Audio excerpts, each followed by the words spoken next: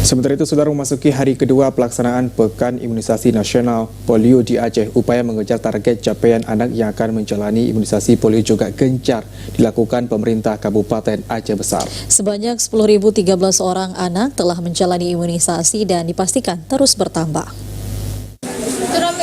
Petugas kesehatan di Kecamatan Krung Barona Jaya terus gencar menjalankan program Subpekan Imunisasi Polio.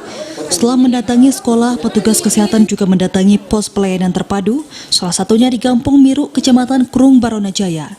Tak hanya anak kategori usia 0 hingga 59 bulan. Di lokasi ini, petugas juga memberikan imunisasi tetes polio kepada anak kategori usia 5 hingga 7 tahun.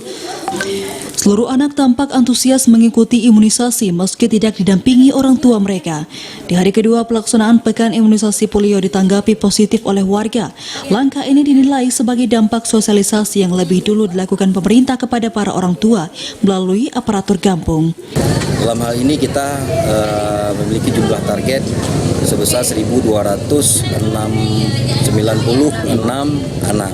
Kemarin pada tanggal 5 hari perdana sebanyak 7 desa, yaitu mencapai target 586 anak yang sudah kita berikan vaksin polio tersebut.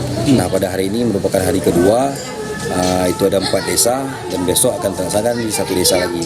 Nah, dengan target kita tadi yang saya sampaikan 1.256 target, ini merupakan jumlah yang akan kita penuhi nantinya untuk kegiatan polio di Kecamatan Jaya.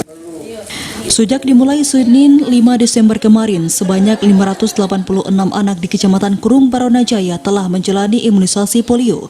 Mereka terdiri dari anak usia 0 hingga 59 bulan, 5 hingga 7 tahun, dan 7 hingga 12 tahun. Adapun total sasaran anak yang akan menjalani imunisasi polio di kabupaten ini mencapai 91.846 anak. Data Dinas Kesehatan Aceh Besar, sebanyak 10.013 orang anak telah menjalani imunisasi polio di hari pertama pelaksanaan Pekan Imunisasi. Dari Aceh Besar, Arman Konadi, TVRI melaporkan.